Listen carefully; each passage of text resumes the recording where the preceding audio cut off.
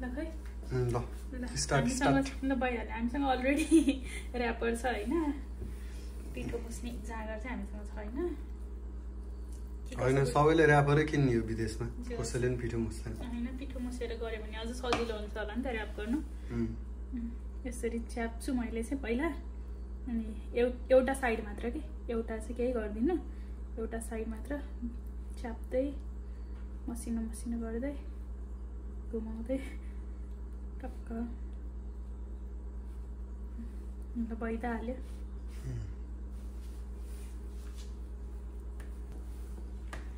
गोलो पर्दैन गोलो नि गरौँ हैन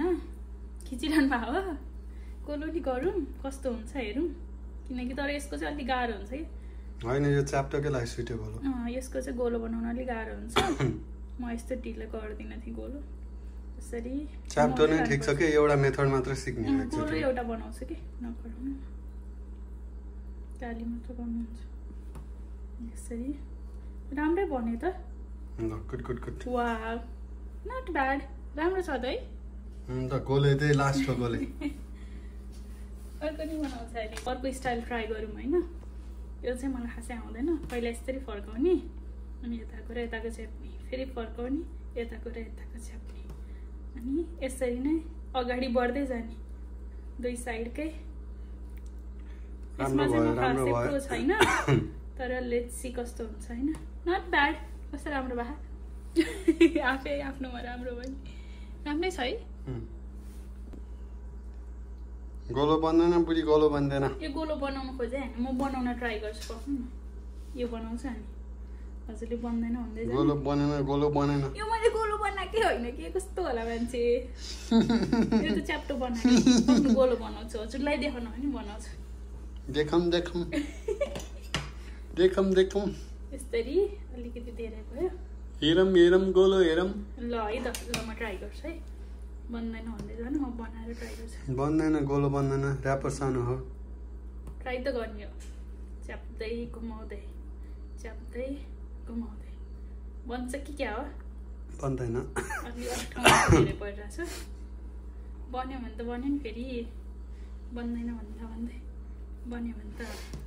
बन्न नि सक्छ बने नाइस बने ल जुम इन गर्थे मैले ल अब यही हो आजको मोमो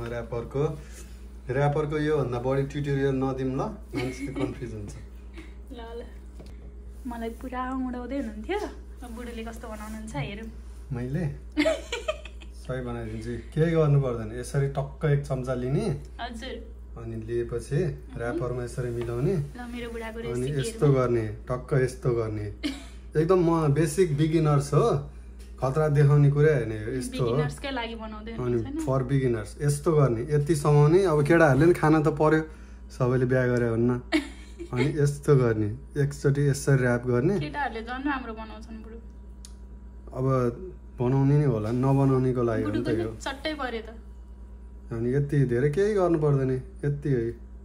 ठ्याक्कै यति गरेपछि यो मोमो यहाँ पालहरू भयो यसो हेर्ने इन्सपेक्ट गर्ने खै अब देखाउनु अर्को साइडबाट ए नाइस भयो त यतिको भएपछि चल्छ ल त्यस्तो फास्ट नाइस ल मलाई उडाउँदै हुनुहुन्थ्यो हैन अब यस्तै टक्क यतिको हाल्ने अनि यस्तो गर्ने ल बुढाको रेसिपी अनि जति सानो बनाए त्यति राम्रो हुन्छ म सानो बनाउनु त भनेको छोटोमा मुजा पार्ने अब हामीले चाहिँ अझ सानो बनाउनु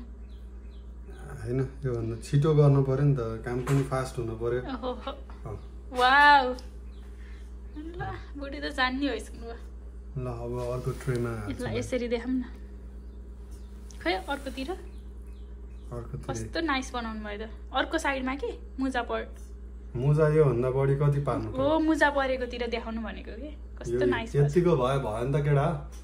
माथि भयो चलेन भयो कसलाई केटा भन्नुमा थाहा छैन यो केटाहरूले नि त बनाएर खानु पर्छ फाइनल प्रोडक्ट कस्तो भयो यस्तो भयो नाइस भएको छ मैले त अचार पनि हालिसकेँ तर सही भयो नि त अघि ऱ्याप गरेर छुट्टिन्छ छुट्टिन्न खासै छुट्टिन्न होला छुट्टिँदैन ल भइहाल्यो नि त त्यति भयो नाइस भएको छ नि